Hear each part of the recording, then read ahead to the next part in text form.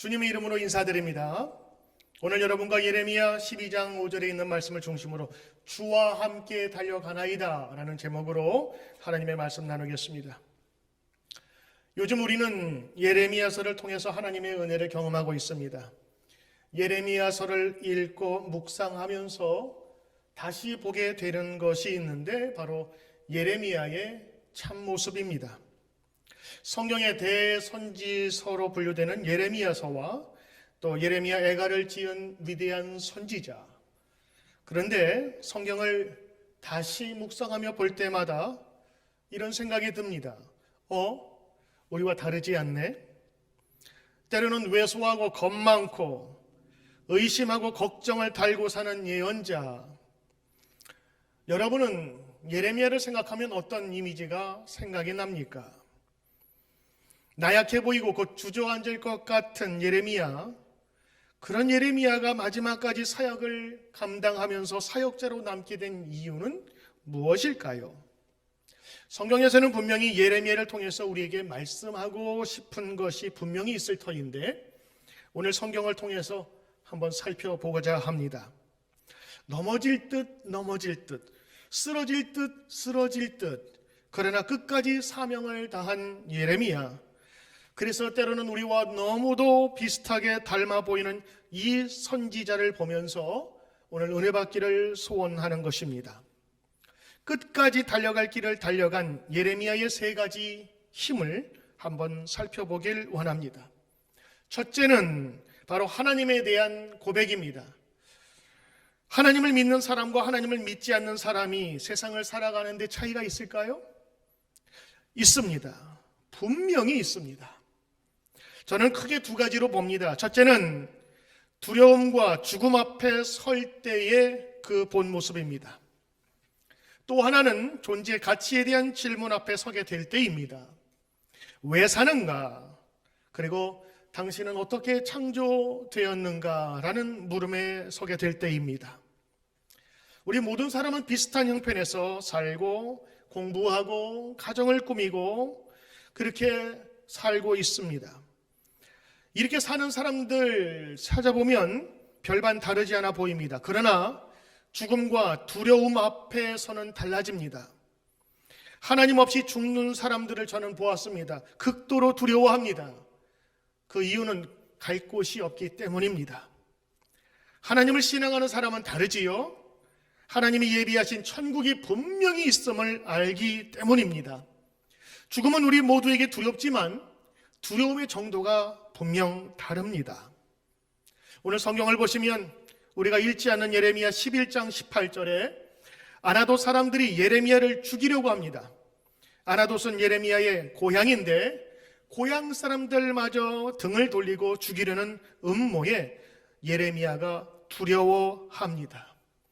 그리고 그는 떨고 기도합니다. 이런 모습을 보면 이 예레미야 선지자가 마치 옆집 형님과 같다는 생각이 들면서 우리와는 별반 다르지 않네라는 생각도 갖게 됩니다. 그런데 말입니다. 이런 예레미야가 주의 사명제로 자기 평생 동안 살게 되었던 그 배경은 무엇일까요? 바로 그것은 하나님에 대한 고백이었습니다. 하나님을 하나님으로 고백합니다. 그 하나님을 전능하신 하나님으로 고백합니다.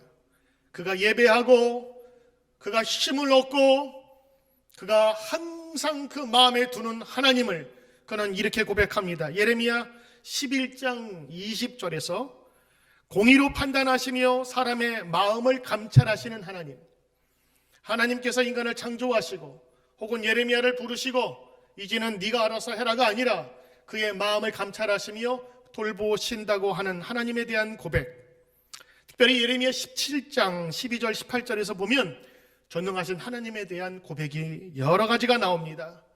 영화로우신 보좌여, 태초부터 높이 계시고 우리의 성소가 되시고 이스라엘의 소망이 되신 여호와여, 생수의 근원 되신 하나님 여호와여, 당신은 우리의 주님이십니다.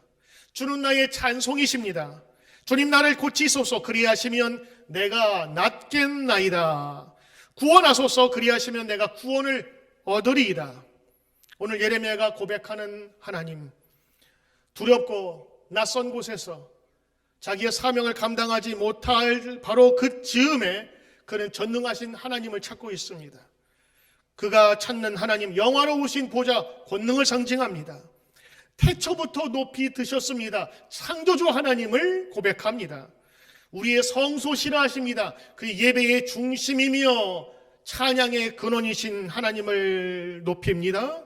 이스라엘의 소망이신 여호와여, 그 민족의 하나님을 선포하고 있습니다. 생수의 근원이신 하나님, 생명의 중심임을 이야기하고 있습니다. 여호와여, 주님이십니다. 하나님이 자신의 주인됨을 고백하고 있습니다. 주는 나의 찬송이십니다. 하나님을 우리의 기쁨의 최고 높은 분으로 고백합니다. 주님, 나를 고치소서. 내가 낫겠나이다. 치료하시는 하나님을 선포합니다. 나를 구원하소서. 그리하면 내가 구원을 얻으리이다. 구원자로서의 하나님을 선포하는 것입니다. 예레미야에게는 분명한 하나님에 대한 고백이 있었습니다. 그 전능자이신 하나님, 창조주이신 하나님을 믿음으로 선포하면서 그가 힘들고 어려울 때마다 자기 자신을 돌아보게 되었던 것입니다. 오늘 주일 예배를 드리는 여러분, 여러분의 하나님은 어떤 하나님이십니까? 이 하나님에 대한 분명한 고백이 우리 가운데 정확하지 않으면 우리는 예배를 드려도 자기가 생각한 아주 작고 힘없는 하나님에게 예배를 드릴 뿐입니다. 아니, 그렇게 예배 드릴 때에는 능력이 없습니다. 예레미야는 전능하신 하나님을 고백하며 찬양하고 있습니다. 전능자여, 치료자여, 구원자여, 보호자, 바로 이 하나님에 대한 신뢰가 그를 다시 오뚜기처럼 세운 것입니다. 두려움에 있는 그를 세워 다시 달리게 한 두 번째 배경은 바로 하나님이 함께 하신다는 믿음이었습니다. 함께 하다, 함께 가다, 함께의 약속은 하나님의 분명한 약속이었습니다. 함께의 약속은 도우심을 의미하지요. 전능자의 동행은 안전한 보호와 구원을 의미합니다. 성경에 나온 말씀을 정확하게 말하면 예레미야가 하나님을 믿은 것도 사실이지만 더 정확히는 하나님이 믿도록 약속해 주신 것입니다. 11장 18절부터 20절에서 아나돗 그의 고향 사람들이 자신을 죽이려 작정하고 달려듭니다. 그러자 그는 기도합니다. 하나님, 나를 도와주십시오. 저들이 나를 해치려 합니다. 그러나 하나님은 그에게 약속하지요. 하나님은 너를 해하는 자들이 너를 해치 못할 것이다. 그들이 다 칼에 죽임을 당할 것이며 자녀들은 기근에 죽고 남는 자가 없으리라. 그의 대적을 하나님께서 부수어 주신다는 약속을 주십니다. 고향마저 배반한 예레미야의 현실은 그의 전생에서 나타나고 있습니다. 때로는 목숨을 감수하면서 일을 해야 했던 그의 현장이었습니다. 그가 선지자로 활동할 때에 참 전 인생을 힘들게 살았던 그런 격변의 시대를 그는 살았습니다. 그의 생애에서 기원전 609년과 587년은 중요한데 609년은 열강의 틈바구니에서 나름대로 개혁운동을 했던 요시야 왕이 바로 전쟁에서 죽게 됩니다. 요시야 왕은 외교적 판단을 잘못했습니다. 그래서 바벨론과 애굽의 싸움에서 바벨론 편에서 이집트 군대와 맞서다가 자신의 꿈을 피워보지 못하고 전쟁에서 죽습니다. 그 이야기는 열왕기하 23장에 나오는데 587년에 요시야의 뒤를 이어서 20년 동안 수많은 왕들이 바뀌게 됩니다. 여호와스, 여호야김, 시드기야가 이 모든 나라를 지키는 데 실패하고 결국에 바벨론에 의해서 유다가 멸망당하게 됩니다. 얼마나 힘든 인생을 살았을까요? 정권이 수도 없이 바뀌고 지도자가 바뀌고 그리고 자신의 망해져가는 자신의 나라를 되돌아보아야 되는 그런 인생을 살았습니다. 이 유대의 시대는 우리 선조가 살았던 시대와 비슷합니다. 1910년 한일 합방이 이루어지기 직전의 조선 후기의 모습과 비슷합니다. 우리도 당시에 러시아 그리고 중국, 일본, 미국의 열강 등 사이에서 마치 고래 싸움터에 낀 새우와 같은 그런 형국이었습니다. 국내에 아주 복잡한 사건들이 맞물려 돌아가면서 지도자들의 잘못된 선택으로 결국 519년 동안 이어지던 이씨 조선이 역사에서 사라져 버렸습니다. 그것을 바라보던 수많은 애국자들 그리고 백성들의 마음은 어땠을까요? 그들의 마음에는 좌절감과 절망감, 한편으로는 속에서 치밀어 오르는 분노가 있었을 것입니다. 예레미야도 마찬가지였습니다. 그는 자기 조국 유대가 서서히 그러나 어찌 손댈 수 없는 상황 속에서 멸망의 길로 빠져나가는 그 속에서 좌절과 분노에 사로잡혔습니다. 유대 왕들과 귀족들 그리고 왕족들, 민중들에게 호소하기도 하였지만 아무 소용이 없이 그들은 오히려 예레미야를 핍박했습니다. 심지어는 오늘 말씀 보니까 그의 고향 사람들도 등을 돌리고 예레미야를 죽이려 합니다. 그는 절대 두려움에 사로잡혔습니다. 하나님은 위기 때마다 약속해 주셨습니다. 하나님이 예레미야를 처음 부를 때 예레미야가 얼마나 두려워합니까? 나는 하나님의 그 부름에 응답할 수 없습니다. 나는 작은 아이입니다. 그때 하나님이 그에게 말씀하십니다. 너는 그들을 인하여 두려워하지 말라. 예레미야 1장 8절 9절 내가 너와 함께하여 너를 구원하리라. 나 여호와의 말이니라 하시고 9절 여호와께서 그 손을 내밀어 내 입에 대시며 내게 이르시되 보라 내가 내 말을 너의 입에 두었노라. 예레미야서 1장 18절 19절에 있는 말씀을 보면 이와 같이 말씀하십니다. 보라 내가 오늘 너로 그 온 땅과 유다 땅들과 그 족장들과 그 제사장들과 그 땅 백성의 견고한 성읍 쇠기둥 노성벽이 되게 하였은즉 19절 그들이 너를 치나 이기지 못하리니 이는 내가 너와 함께하여 너를 구원할 것임이라 여호와의 말이니라. 여러분 18절 19절에 그리고 8절과 9절에 내가 너와 함께하여가 계속해서 반복적으로 들어갑니다. 결국 예레미야가 하나님에 대한 분명한 약속을 믿고 신뢰하였지만 그 신뢰가 이루어지기 위해서는 하나님께서 먼저 약속해 주셔야 되는 것입니다. 오늘 예레미야에게 주셨던 하나님의 함께하심의 약속, 도우심의 약속이 오늘 예레미야와 같은 시대를 살고 있는 오늘 우리들에게도 나타나기를 바라고 그 약속 붙잡기를 주의 이름으로 축원합니다. 끝까지 달려간 그의 사명을 가능케 했던 그 세 번째는 바로 이 예레미야가 하나님의 길로 달려가겠다고 하는 결심과 확신을 가졌다고 하는 것입니다. 그는 흔들리는 자기의 인생 속에서 때로는 두려움 속에서 하나님만이 자신의 기름을 알았습니다. 오늘 이 확신을 우리는 소명의 확신이라 부릅니다. 하나님 부르신 이유와 의미를 찾아가겠다는 것이지요. 그런데 오늘 말씀 보면 여러분이 읽지는 않았지만 12장 1절부터 4절에 예레미야가 하나님에게 원망 섞인 질문을 합니다. 마치 딴지 걸듯이 이야기를 하지요. 제가 11장과 연결해서 보니까 이렇습니다. 죽음의 두려움 앞에서 하나님이 분명히 자신을 선택하여 하나님의 사명자, 선지자로 삼았는데 자신이 위기에 처하고 죽음의 이런 협박을 받게 되니까 하나님에 대한 존재 가치에 다시 한번 질문을 던지는 거예요. 예레미야서 12장 1절 2절에 여호와여 내가 주와 쟁변할 때에 주는 의로우십니다. 내가 지금 하나님 고발하겠다는 거예요. 그러나 내가 주께 질문하옵나니 악한 자의 길이 형통하며 패악한 자가 다 안락함은 무슨 연고니이까? 하나님이 계시다면 저 악한 사람들이 어떻게 저렇게 살 수가 있습니까? 더군다나 오늘 2절 보면 아주 비꼬듯이 빙정대듯이 얘기합니다. 주께서 그들을 심으셨잖아요. 주께서 그들을 뿌리가 박히게 하시고 열매 맺게 하셨잖아요. 근데 저들은 하나님의 말씀 듣지 않습니다. 하나님 보세요. 저들이 저렇게 완악한 것 주께서 심으신 것 아닙니까? 꼭 누구의 얘기와 비슷해요? 우리 수요 성경 공부 때 배운 아담의 핑계와 비슷하지 않습니까? 그가 선악과를 먹고 범죄했을 때 하나님 물으십니다. 너 어떻게 그것을 먹게 되었느냐? 그러면 제가 잘못했습니다. 그러면서 회개하면 될 터인데 죄가 들어간 그 아담은 이렇게 얘기합니다. 하나님이 만들어주신 그 하와가 저에게 그것을 주었습니다. 저 여자 잘못입니다. 아니, 저 여자를 만든 하나님 잘못입니다. 지금 예레미야가 이렇게 하나님에게 항변하고 있는 것. 이건 항변이 아니라 하나님에 대한 원망, 불신까지 가게 된 것이지요.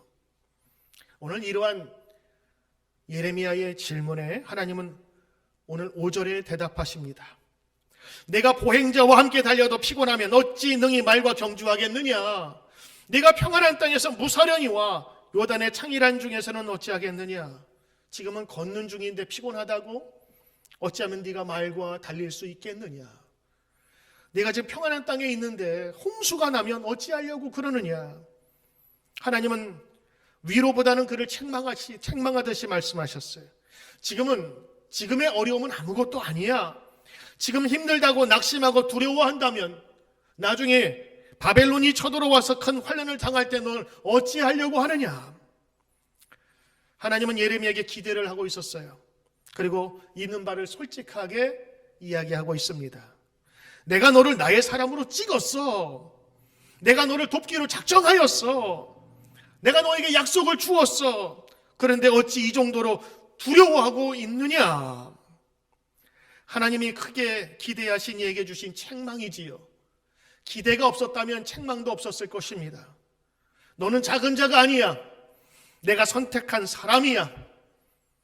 오늘 여러분 이와 같은 책망과 같은 말씀이 저와 여러분에게 주는 말씀이라고 생각하지 않습니까? 왜냐하면 하나님은 우리 한 사람 한 사람에게 기대하는 바가 크기 때문입니다. 왜 우리를 향하여 기대하실까요? 그것은 바로 하나님이 예수님을 보내어 우리를 위해 핏값을 치르셨기 때문입니다. 여러분, 우리는 싸구려가 아닙니다. 우리는 예수님의 생명을 받은 그 값으로 사는 사람들입니다. 우리는 고귀하고 비싼 존재입니다. 그래서 하나님은 우리에게 투자한 것이 많으시기 때문에 하나님은 우리를 큰 일을 쓰시기를 원하시는 줄로 믿습니다. 하나님은 오늘 12장 이후에 예레미야에게 1장에 소명받을 때 약속을 또 주십니다. 오늘 읽을 말씀 12절 5절이지요.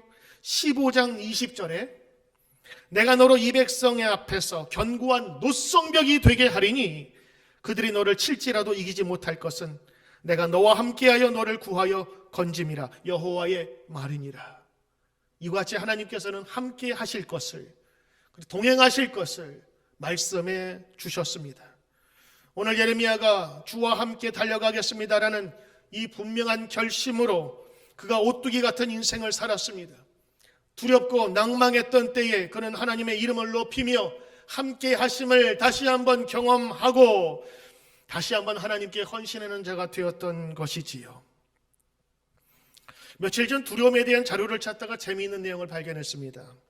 1910년 1월 20일에 방송된 SBS의 집사부 일체라는 그런 프로그램에서 유명한 사람을 초청해서 거기에 있는 참가한 사람들, 젊은 사람들에게 이렇게 교훈을 주는 그런 포맷을 가진 그런 프로그램인데 거기에 누가 초대가 되냐면 최민수라고 하는 그 최무룡 배우의 아들인데 그 최민수가 요즘에 한창 잘 나가는 양세형, 양세찬 그 형제에게 그 조언을 하는 그런 프로그램이었습니다. 한 사람이 잘 되기도 힘든데 양세형, 양세찬 요즘에 아주 TV만 틀면 나오는 아주 유명한 그런 개그맨들입니다. 이 최민수는 이 양세형에게 자기의 솔직한 고민들에 대해 상담을 해주는 내용이 나오게 됩니다. 최민수는 웃음기를 빼고 이야기를 합니다. 너 두려움이 뭐야? 내가 갖고 있는 두려움은 어떤 두려움이야? 양세형이 얘기했습니다. 저는 죽음입니다. 우리 집안이 다 할아버지, 외할아버지, 우리 아버지도 그렇고 다 일찍 돌아가셨습니다. 그리고 아버지 쪽 친척분들이 다 위험한 암에 걸리시고 지금 치료 중이십니다. 제 동생도 암에 걸렸습니다. 최민수 묻습니다. 가족력이 있어? 양세형이 대답합니다. 모릅니다. 그런 게 있긴 있다고 하지만 우리 모두는 다 단명했습니다. 나도 똑같이 되지 않을까 걱정이 됩니다. 나도 나중에 결혼하게 되면 가족을 만들 거 아니겠습니까? 똑같이 나처럼 생각하는 자식을 남겨두기가 싫으니까 그러면 결혼만 하고 아이는 갖지 않는 것에 대한 고민을 가끔 합니다. 상당히 심각한 질문이지요. 그때 최민수가 얘기를 합니다. 내가 전신마취를 14번 했어. 난 실제로 좌심방 부정맥 결막증이야. 거의 시한부 선고까지 받아봤어. 중학교 2학년 때 병원에서 실제로 진단받았는데 뛸 수도 없고 아무것도 하면 안 된다고 했어. 왜냐하면 조그만 무리에 들어도 입술이 파래지고 길에서 그냥 기절하더라고. 난 중학교 2학년 나이에 내 나이에 받아들이기 힘들더라. 그런데 관리하며 살아가야 하고 심장이 언제 멈출지도 모른다는 건 내게 너무 감당하기 힘든 것이었어. 그런데 어느 순간에 이 아픈 게 축복이라고 생각이 되더구만. 이 땅에서 나는 것, 하늘에서 내리는 모든 것들이 매일매일 새로웠어. 늙어버린 아침을 맞이하는 것이 아니라 새로움으로 다가온다는 게 너무 소중하더라고. 그걸 그냥 순수하게 받아들이는 거야. 이어서 그는 말합니다. 피하지 마. 죽음 따위는 흔한 일이야. 나만 경험하지 못했을 뿐이지 많은 사람들이 경험하고 갔어. 한 번뿐인 경험인데 얼마나 소중할까. 너의 순간순간을 소중하게 생각해라 하면서 그 양세형을 뜨겁게 안아줍니다. 듣던 사람들은 눈을 동그랗게 뜨면서 그의 질문에 대한 답을 듣고 있었습니다. 여기까지 보니까 무슨 목사님 설교 같아요. 예수님 소리만 없지 이 크리스천 냄새가 나요. 이건 하나님을 믿지 않으면 나올 수 없는 그런 깨달음이거든요. 이 최민수, 사고 많이 치고 껄렁껄렁하고 마초 같은 성격의 상남자, 이런 사람이 꼭 신앙인 같더라고요. 혹시 예수님 믿나? 그 생각에 자료를 찾아보니 이런 기사가 눈에 띄었습니다. 2006년도 한 기자와 인터뷰한 내용입니다. 그가 예전에 출연했던 모래시계, 마지막 사형장으로 향하는 박태수의 그 마지막 모습 속에서 명대사 있지요. 나 떨고 있니? 이 대사 한마디로 그 당시에 최고 시청률 70%. 이건 기적 같은 시청률입니다. 그 모래시계에서 자기의 사형수로 모든 것을 연기했던 그와 기자가 질문을 하는 것입니다. 기자가 묻습니다. 아무리 연기를 하지만 사형당하는 장면을 연기하는 것은 정말 기분 나쁜 일 아닙니까? 최민수. 사실은 사형당하는 장면을 연기한 것은 이번이 처음이 아니지요. 기자가 묻습니다. 그럼 언제 또 사형당했단 말입니까? 난 전 본 적이 없는데요. 최민수, 내가 세상에 태어나서 처음 연기한 배역이 바로 사형수였습니다. 기자가 묻습니다. 정말 알 수가 없는 소리인데. 최민수, 내가 어머니를 따라서 다닌 교회가 바로 평창동에 있는 연예인 교회지요. 그곳 교인들이 1999년에 타오르게 하소서라는 뮤지컬을 문화체육관에 공연을 했는데 내 배역이 바로 예수님이었습니다. 기자가 묻습니다. 예수 역으로 사형당하는 장면과 모래시계에서 박태수로 사형당하는 장면 중 어떤 역할이 힘들던가요? 그야 물론 예수 역이죠. 나에게 신앙의 깊이를 주는 배역이었습니다. 그러면서 기자가 계속 글을 씁니다. 연기자 중에서 가장 예수 역이 잘 어울리는 최민수. 그의 어머니 강효실 권사님의 아들에 대한 뜨거운 기도가 새벽 재단에서 끊이지 않기에 연기자 최민수로서 오늘날 인정을 받게 되는 것이라고 얘기를 하는 최민수는 또다시 어머니에 대한 감사를 잊지 않는다. 최민수 마지막으로 이야기합니다. 우리 어머니의 마지막 소원이 뭔지 아세요? 제가 다시 한번 예수역을 맡아서 많은 크리스천들에게 은혜를 끼칠 수 있는 무대에 서는 것입니다. 그러면 우리 어머니는 정말 여한이 없으시대요. 여러분 인터뷰를 보니까 어때요? 느낌이 오시죠? 어때요? 지금의 그는 저는 잘 알지 못하지만 오늘 2006년도에 인터뷰를 한 내용 보면 그는 적어도 이 신앙 안에 들어온 사람입니다. 예수님의 죽음과 예수님의 부활을 알았던 사람입니다. 중학교 2학년 14살 나이에 죽어가는, 언제 죽을 줄 모르는 아들을 둔 부모는 아마도 하나님을 만나 기도했겠지요. 그러면서 생과 사를 넘는 이 하나님 앞에 서 있는 방법을 알려주셨을 것입니다.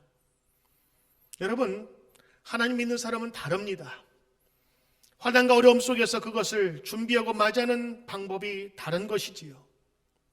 우리가 부르는 찬송 302장 3절, 많은 사람이 얕은 물가에서 저 큰 바다 가려다가 잘싹거리는 작은 파도 보고 마음이 쫄아서 못 가네. 그때 하나님께서 이렇게 말씀하십니다. 후렴구죠. 언덕을 떠나서 장파에 배 띄워라. 내 주 예수 은혜의 바다로 이제 내 마음껏 저어가라. 내 마음껏 저어가라. 이 찬송 꼭 예레미야에게 주시는 말씀 같지 않아요? 그리고 오늘 두려움과 죽음 앞에서 덜덜 떨면서 좌충우돌 자기 자신을 찾지 못하며 흔들리는 우리에게 주시는 그런 내용 같습니다. 오늘 여러분, 문제가 하나님보다 클 수 없습니다. 문제가 하나님보다 클 때 문제가 되는 것이지요. 그리고 문제는 문제를 문제로 볼 때 문제가 되는 것입니다. 하나님을 크게 보시면, 하나님을 크게 선포하시면, 그리고 하나님을 큰 분으로 선포하시면 우리의 문제는 작아질 수밖에 없는 것입니다. 피파 U20 2019년 그 경기는 우리 모든 국민들을 잠 못 들게 했습니다. 결승전까지 올라간 우리 사랑하는 젊은이들, 그들이 남미 강호 에콰도르와 경기를 할 때 준결승전이었습니다. 그때 결승골을 넣은 사람이 누군지 아십니까? 슛돌이 이강인의 프리킥 패스를 받아서 첫 골을 넣은 사람이 바로 최준이라는 사람인데, 그의 앞에는 3명의 수비수가 사자처럼 태클하면서 동시에 달려왔고, 그리고 그 앞에는 골키퍼가 막고 있었습니다.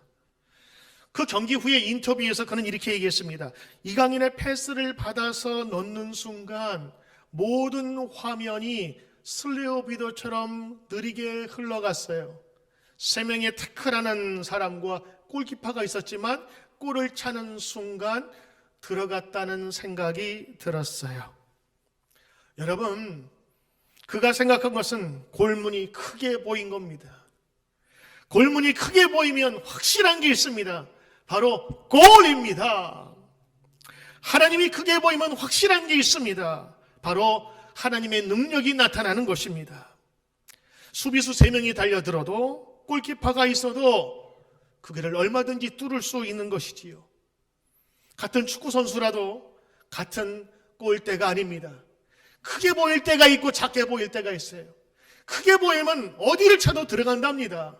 그런데 그 넓은 골대가 작게 보일 때는 어디로 차야 될지 두려워하다가 그 기회를 놓친다고 하는 것이지요. 축구 선수에게도 골문이 크게 보이면 그건 성공입니다.